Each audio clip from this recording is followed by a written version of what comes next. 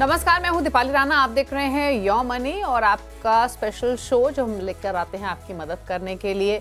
आप निवेश की जर्नी में कहीं भी किसी भी तरीके की सलाह हमारे एक्सपर्ट्स की चाहते हैं, अपने पोर्टफोलियो रिलेटेड, अपने गोल्स रिलेटेड, अपनी फाइनेंशियल प्लानिंग रिलेटेड, तो आप योर मनी में आकर अपने क्वेश्चंस पूछ सकते हैं। हर कदम पर योर मनी करता है आपकी मदद ताकि आप अपने गोल्स को पूरा कर सकें और एक सही फाइनेंशियल प्लानिंग कर सकें। कैसे पार्टिसिपेट कर सकते हैं? तरीका कीजिए नोट। आप व्हाट्सएप करें अपने सवालों को 7045220000, ईमेल करें yourmoney@nwt.com, फेसबुक ट्विटर पर जाएं, #आस्क योरमनी लिखकर अपने सवाल हमें लिख दीजिए। आज हमारे साथ फिनफिक्स रिसर्च और एनालिटिक्स के फाउंडर प्रबलीन बाजपेयी बनी हुई हैं। प्रबलीन, नमस्कार, स्वागत है आपका। और प्रबलीन से बातचीत करेंगे, आपकी क्वेरीज भी शामिल करेंगे, लेकिन उससे पहले कुछ एक डेटा आपके साथ शेयर करते हैं। दरअसल मार्च के महीने में लार्ज कैप्स में म्यूचुअल फंड्स की जबरदस्त खरीदारी हुई है। मिड कैप्स में भी पॉजिटिव इन्फ्लो देखने को मिला है। चुनिंदा मिड कैप्स में खरीदारी का रुझान रहा है। मार्च में कहाँ बाइंग हुई है, कहाँ पर ज्यादा एक्सपोजर लिया है म्यूचुअल फंड्स ने, पूरा डेटा लेकर मार्च महीने का मिताली जैन हमारे साथ बनी हुई। मिताली, बताइए। तो मार्च के डेटा की बात करें तो यहाँ पे मेजॉरिटी जो बाइंग देखने को मिल रही है वो अभी भी लार्ज कैप ही डोमिनेट करते हुए नजर आ रहे हैं, लेकिन मिड कैप्स की बात करें तो वहाँ पे इस बार हमें पॉजिटिव इन्फ्लोज होते हुए नजर आए हैं। तो धीरे धीरे मिड कैप सेलेक्ट अपॉर्चुनिटीज की तरफ यहाँ पे म्यूचुअल फंड का इंटरेस्ट शिफ्ट होता नजर आ रहा है। सेक्टर स्पेसिफिक मूवमेंट की अगर बात करूँ तो फाइनेंशियल सेक्टर यहाँ पे अभी भी प्रीडोमिनेट कर रहा है और यहाँ पे हर ही साइज के स्टॉक, चाहे वो लार्ज कैप हो, मिड कैप हो या स्मॉल कैप हो, सब में ही फाइनेंशियल सेक्टर के स्टॉक्स की पिक्स म्यूचुअल फंड्स में देखने को मिली। लेकिन यहाँ पे गौर करने वाला विषय ये है कि फाइनेंशियल्स के अंदर जो इंटरनल रीशफलिंग है वो यहाँ पे काफ़ी ज़्यादा होती हुई नजर आई है। Apart from that, energy, e commerce, telecom और कैपिटल गुड्स जैसे सेक्टर्स में भी यहाँ पे हैवी बाइंग देखने को मिली है, यानी कि म्यूचुअल फंड अपना स्ट्रॉन्ग इंटरेस्ट दिखाते नजर आए। ऑन द फ्लिप साइड, अगर सेलिंग प्रेशर की मैं बात करूँ तो केमिकल्स, IT, फार्मा, मेटल जैसे सेक्टर्स में यहाँ पे सेलिंग प्रेशर बरकरार रहा। म्यूचुअल फंड्स यहाँ थोड़ा कॉशियस होते हुए नजर आए। ओवरऑल पिक्चर की मैं बात करूं तो म्यूचुअल फंड्स अभी भी यहाँ पे सिलेक्टिव अप्रोच कायम कर रहे हैं और सेक्टर रोटेशन जो है वो काफी क्लियरली विजिबल नजर आ रहा है। टॉप पिक्स की अगर मैं बात करूं, सबसे ज्यादा जब बाइंग देखने को मिली है म्यूचुअल फंड्स के द्वारा तो वहाँ HDFC बैंक शामिल है, रिलायंस, इटर्नल, TCS, जियो फाइनेंशियल देखेंगे यहाँ पे अच्छी खासी आंकड़ों में म्यूचुअल फंड्स ने इन स्टॉक्स में बाइंग करी है। साथ ही Bajaj Finserv, Max Financial, Tata consumer product, Hitachi, tech Mahindra, इन सब स्टॉक्स में म्यूचुअल फंड्स के द्वारा हैवी बाइंग देखने को मिली। वही अब देखिए कि कहाँ कहाँ उन्होंने सेलिंग दिखाई है, तो कोटक महिंद्रा बैंक, भारतीय एयरटेल, आवास financiers, axis bank, ICICI securities ऐसे तमाम नाम रहे जहाँ पे हैवी सेलिंग म्यूचुअल फंड्स द्वारा देखने को मिली है। साथ ही Sun Pharma, L&T, HCL tech, Maruti Suzuki, Hindalco भी इस लिस्ट में हमें शामिल होते नजर आए। तो ये थी मार्च 2025 की स्टॉक वाइज म्यूचुअल फंड्स की रिपोर्ट। शुक्रिया आपका मिताली, ये डिटेल्स बताने के लिए। प्रबलीन बाजपेयी भी हमारे साथ बनी हुई है। प्रबलीन, अच्छा, आपका ओवरऑल व्यू क्या है लॉन्ग टर्म इन्वेस्टर्स के पर्सपेक्टिव से? राइट स्ट्रैटेजी क्या है? क्योंकि मिड कैप्स डेफिनेटली अट्रैक्टिव लग रहे हैं रिसेंट करेक्शन के बाद। इंटरेस्टिंग ये है कि रिबाउंड भी हमने तेजी से आते हुए देखा है जब मार्केट ने रिकवर किया है। पीछे नहीं रहे हैं रिकवरी में, लेकिन उसके बावजूद भी अपने हाई से अभी भी कई स्टॉक्स काफी नीचे हैं। Mutual fund mid cap, small cap category के जो रहे उनकी परफॉर्मेंस पर भी हमने काफी इंपैक्ट आते हुए देखा है। अभी एक राइट अप्रोच क्या हो सकती है इन्वेस्टर की? लार्ज कैप्स पर फोकस करे इस समय, या एक मिक्स पोर्टफोलियो, बैलेंस पोर्टफोलियो बनाए large caps, mid caps, small caps बनाकर, या फिर ज्यादा रुझान अभी लार्ज कैप्स पर रखने की जरूरत है? जी दीपाली, आई थिंक जो ये डिसीजन है थोड़ा सा इन्वेस्टर्स के इन्वेस्टमेंट होराइजन पे डिपेंड करता है। तो जो इन्वेस्टर्स अभी भी लंबे समय के लिए निवेश कर रहे हैं कि उनका होराइजन 7 साल 10 साल का है, मेरे ख्याल से वहां पे वो अपनी allocations mid and small cap पे बनाए रख सकते हैं।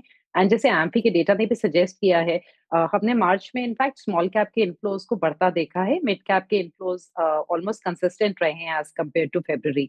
तो वो एक अच्छी चीज है बिकॉज मेरे ख्याल से इसमें काफी उनकी SIP इन्फ्लोज आ रहे हैं एंड इन्वेस्टर्स की बाइंग रही है इन सेगमेंट्स में बिकॉज हमने करेक्शंस भी देखे हैं।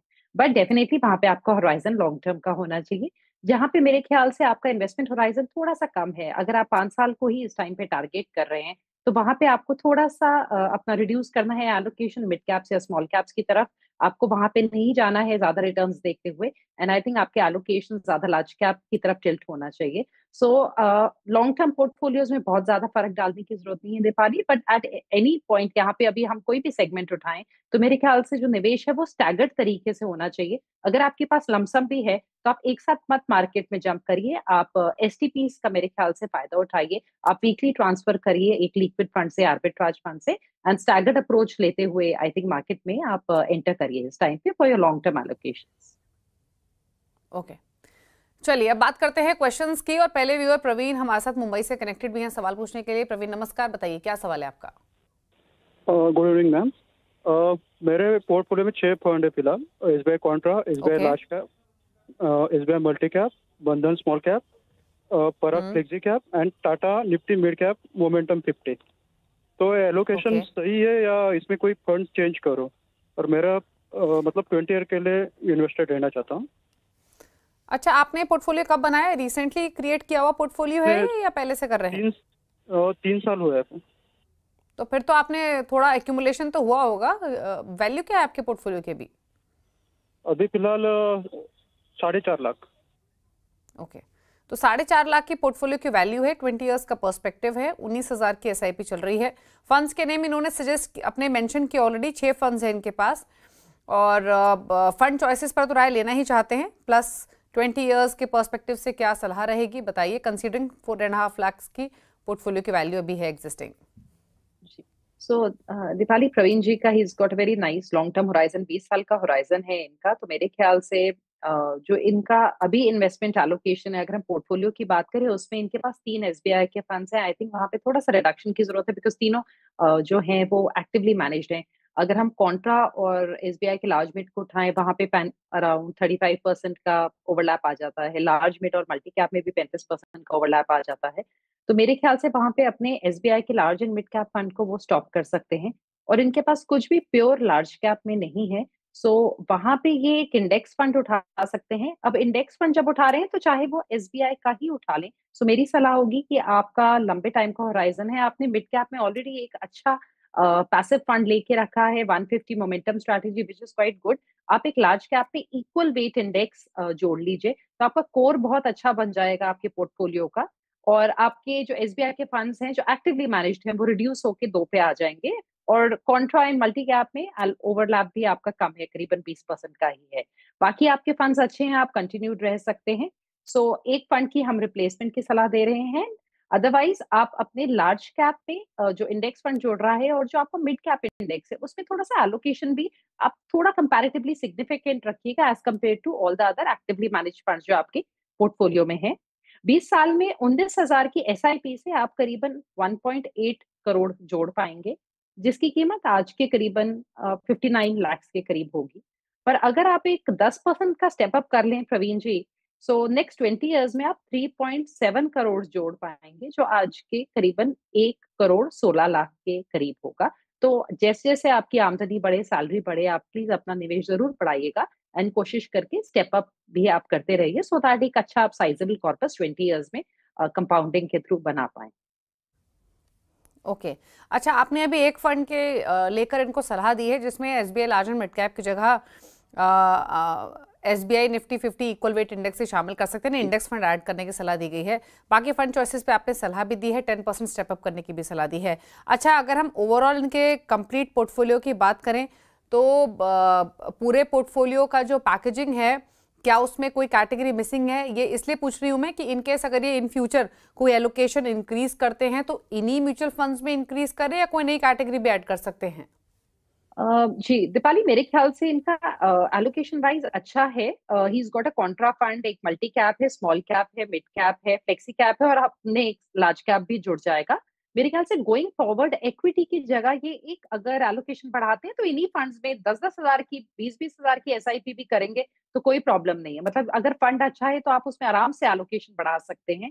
एंड एक डाइवर्सिफिकेशन पॉइंट ऑफ व्यू से, क्योंकि अभी ग्लोबल इन्वेस्टिंग तो हमारी रुकी हुई है, हम कर नहीं पा रहे, तो मेरे ख्याल से एक गोल्ड की तरफ ये एक छोटा एसआईपी 5,000 तक का कल को चल के जोड़ सकते हैं, जिसको 20 इयर्स में आई थिंक आज हम जो देख रहे हैं 10 साल का गोल्ड में एसआईपी हमें करीबन 14% का एक्सआईआरआर दे रहा है, जो मेरे ख्याल से काफी हेल्दी है। एसजीपीज को भी हमने रुकते देखा है, नए ट्रांचेस नहीं आ रहे।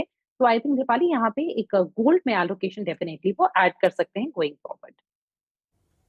ओके, चलिए बात करते हैं अब अगले व्यूअर से, और हमारे साथ हैं प्रभाकर गुप्ता पुणे से सवाल पूछने के लिए। प्रभाकर जी नमस्कार, पूछिए सवाल।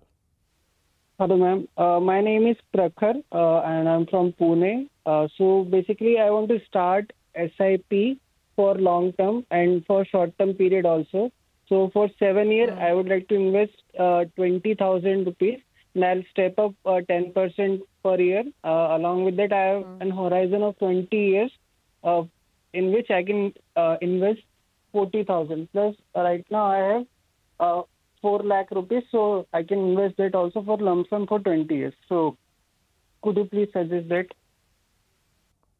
ओके, तो 60,000 की SIP करनी है इनको और लमसम इन्वेस्टमेंट करनी है 4 लाख के आसपास की फॉर 20 इयर्स। बताइए, इनको तो पोर्टफोलियो क्रिएशन को लेकर आपकी सलाह चाहिए, क्या सलाह रहेगी प्रवीण जी?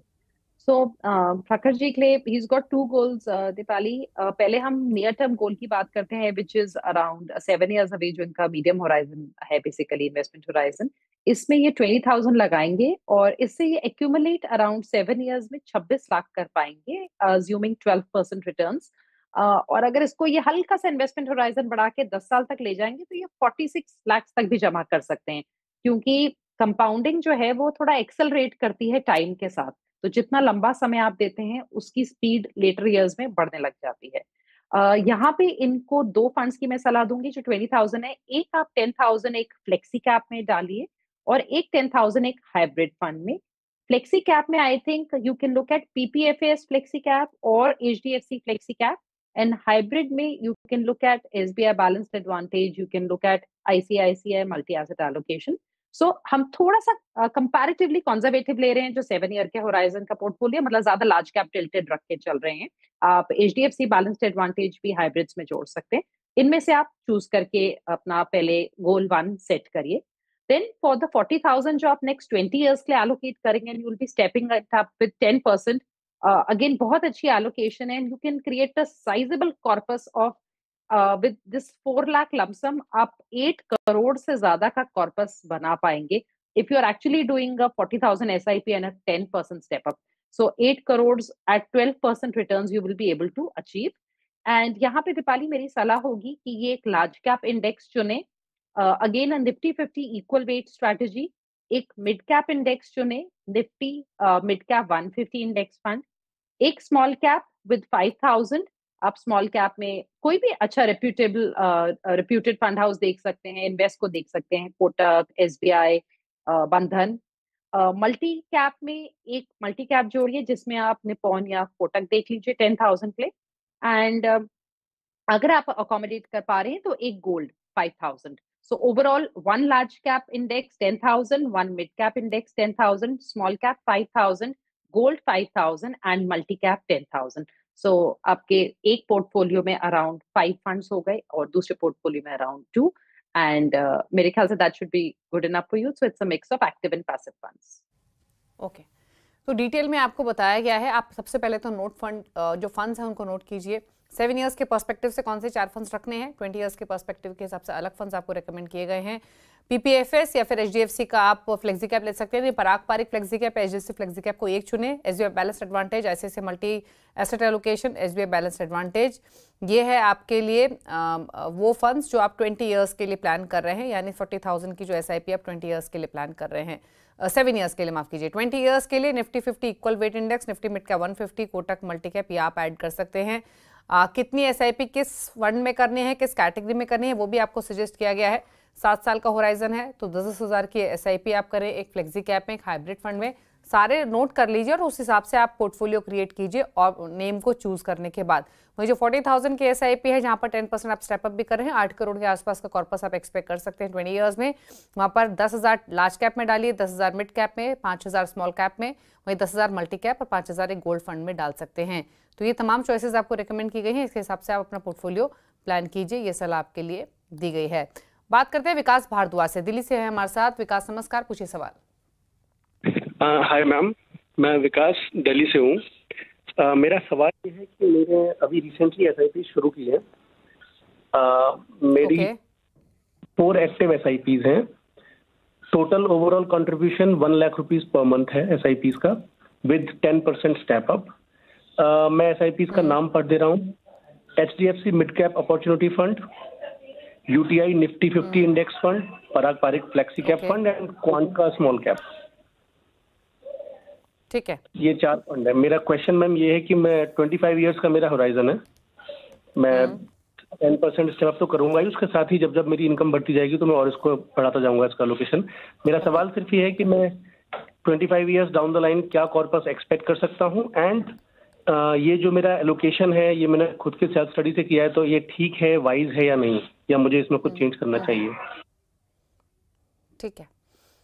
तो पहले तो फंड्स जैसे इन्होंने मेंशन किया 1 लाख की राशि इन्वेस्ट कर रहे हैं, लेकिन उन्होंने एक छोटा एक स्वीट पोर्टफोलियो बनाया हुआ है। पराग Parikh flexi cap 40,000 per month, 20,000 quant small cap, 20,000 UTI Nifty 50 index और 20,000 HDFC मिड कैप। 20 लाख की एग्जिस्टिंग वैल्यू है। 2 करोड़ का टारगेट कब तक पूरा होगा? फंड चॉइसेस कैसी हैं, क्या सजेशंस बताइए? जी, विकास जी का पोर्टफोलियो जो है Nepali, it's very nice and clean. एक फ्लेक्सी कैप है, एक स्मॉल कैप, एक मिड कैप फंड है, एक लार्ज कैप। लार्ज कैप में इन्होंने पैसिव लिया है, विच इज गुड। एंड उसके अलावा फंड्स ओवरऑल ओके हैं। क्वांट पे मेरी सलाह होगी कि आप हल्की सी नजर रखिएगा, बिकॉज इसमें mild regulatory issue last year निकल के आ रहे थे। ऑल्दो उसमें कोई फाइंडिंग्स नहीं निकली है मेजर, एंड फंड आराम से चल रहा है, तो इस टाइम पे हमें कोई ऐसी मेजर वरी नहीं है। पर तो भी थोड़ा सा ऐसे में कोई घटना अगर घटी हो तो हल्का सा आप उसको थोड़ा सा अपने रडार में डेफिनेटली रखिएगा। Just keep an eye, and otherwise आपके all the 4 funds are okay. जो आपका फर्स्ट टारगेट है 2 करोड़ का, वो आप अराउंड 8 इयर्स में अचीव कर सकते हैं with a 12% return if you are expecting. And overall जो आप कह रहे हैं आप 25 साल इन्वेस्ट करने वाले हैं, दीपाली, यहाँ पे एक इंटरेस्टिंग फॉर्मूला होता है विच इज लाइक 943।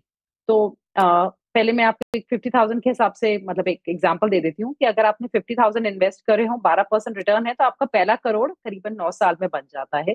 दूसरा करोड़ जो कंपाउंडिंग है, जैसे मैंने बोला, उसकी स्पीड बढ़ जाती है टाइम के साथ। सो 9 के बाद नेक्स्ट 4 इयर्स में, यानी कि 13 इयर्स में आपका सेकेंड करोड़ बन जाएगा, और फिर अगेन 3 इयर्स में, यानी कि बाय दिस टाइम 16 इयर्स में आपके 3 करोड़ बन जाएंगे। सो 1 2 3 crore 9 years, 13 years and 16 years में। सो आपकी जो एलोकेशन है वो एग्जैक्टली डबल है। तो मेरे ख्याल से आपका काफी साइजेबल कॉर्पस हो जाएगा। ये मैं एक back of the envelope calculation से अभी आपको बता रही हूँ विकास जी। So definitely 25 years में you will be able to create a double digit crore corpus for yourself, and otherwise आप अपनी इन्वेस्टमेंट्स को कंटिन्यू रखिए, बिकॉज आपका नया पोर्टफोलियो है। तो प्लीज आप जब मार्केट्स में करेक्शन होते हैं तब बने रहना बहुत जरूरी है। गोइंग फॉरवर्ड आप भी थोड़ा सा गोल्ड में अपना एलोकेशन ले सकते हैं। ओके, चलिए, तो फंड चॉइसेस आपकी ठीक है। क्वांट स्मॉल कैप को रिव्यू करते रहे, गोल्ड फंड में थोड़ा सा एक्सपोजर ले सकते हैं। रेशियो क्या रहना चाहिए वो बताया प्रबलीन ने। बाकी 2 करोड़ इकट्ठा करने के लिए लगभग 8 साल का समय आपको लगेगा। बाकी आपका फंड्स बढ़िया है, इन्वेस्टेड रहिए और अपने पोर्टफोलियो को टाइम टू टाइम रिव्यू करते रहिए, क्योंकि टाइम होराइजन आपका लंबा है। रुक रहे इसी के साथ एक ब्रेक के लिए। ब्रेक के उस पर कुछ और क्वेश्चंस को करेंगे शामिल। प्रबलीन हमारे साथ बनी हुई है, चलो वापस आते हैं एक छोटे से ब्रेक के बाद। के बाद आपका स्वागत है। आप देख रहे हैं योर मनी। प्रबलीन वाजपेयी हमारे साथ मौजूद हैं आपकी क्वेरीज को आंसर करने के लिए। बात करते हैं अगले व्यूअर से। अनिल हमारे साथ हैं ओडिशा से सवाल पूछने के लिए। अनिल जी नमस्कार, पूछिए सवाल। नमस्कार मैम। मैम एक्चुअली मैंने मेरा पोर्टफोलियो शेयर किया हूँ। मेरा पोर्टफोलियो में अभी तक का जो अमाउंट है 32 लाख है, उसमें मेरा जो भी फंड्स है एंड उसमें SIP जो चल रहा है मैम, नियर अबाउट 80,500 का पर मंथ का डिटेल मैंने शेयर किया हूँ। अभी मुझे नियर अबाउट 2023 तक 3 करोड़ का टारगेट है फॉर रिटायरमेंट पर्पज। 2033 तक? या सो जो भी फंड मैंने लिया हूँ उसमें कुछ चेंजेस चाहिए या और कुछ मुझे इनके में इंक्रीज करना है। मेरा एक्चुअली SIP जो है 10% पर ईयर मैंने तो ये पे रखा हूँ। स्टेप अप कर रहे हैं? या ठीक है, ओके। तो मैं सम अप कर दूं इनका क्वेश्चन प्रबलीन। 84,500 की SIP है, हर साल 10% स्टेप अप करते हैं, 8 इयर्स का होराइजन है। 8 इयर्स में 3 करोड़ इनको चाहिए, 30 लाख ऑलरेडी हो चुके हैं। कंसीडरिंग 30 लाख हो चुके हैं, 8 साल का समय है, 84,500 में हर साल 10% ही और इन्वेस्ट करेंगे, क्या ये 30 लाख का लक्ष्य हासिल कर सकते हैं? फंड्स कौन से हैं? Parag Parikh flexi cap 15,000 per month, 10,000 each ये डाल रहे हैं। ICICI Pru equity and debt, Motilal Oswal mid cap, Tata small cap, SBI contra, Nippon India large cap, quant large and mid cap. 5,000 है ICICI Pru Bharat 22 funds of funds, 4,500 है Mirae asset large and mid cap. Specially Mirae asset large and mid cap और quant large and mid cap के बारे में ये सलाह चाहते हैं कि क्या इनमें एसआईपी कंटिन्यू करनी चाहिए या कुछ बदलाव की जरूरत है। बाकी आप बताइए आपकी चॉइस के हिसाब से क्या सजेशंस। जी, पहले पोर्टफोलियो की बात करते हैं दीपाली। अनिल जी के पास सारे ही एक्टिवली मैनेज्ड फंड्स हैं, विच इज ओके, और इनके पास ओवरऑल 9 फंड्स हैं। सो लार्ज कैप है, मिड कैप भी है। लार्ज मिड के 2 फंड्स हैं जो 2 इनने स्पेसिफिकली पूछे हैं। कॉन्ट्रा से एक फंड है, स्मॉल कैप भी है, and then flexi cap and एक aggressive hybrid fund along with 1 thematic fund. So जब आपके पास इतने सारे एक्टिवली मैनेज फंड्स होते हैं तो थोड़ा सा आपका ओवरलैप के चांसेस बढ़ जाते हैं।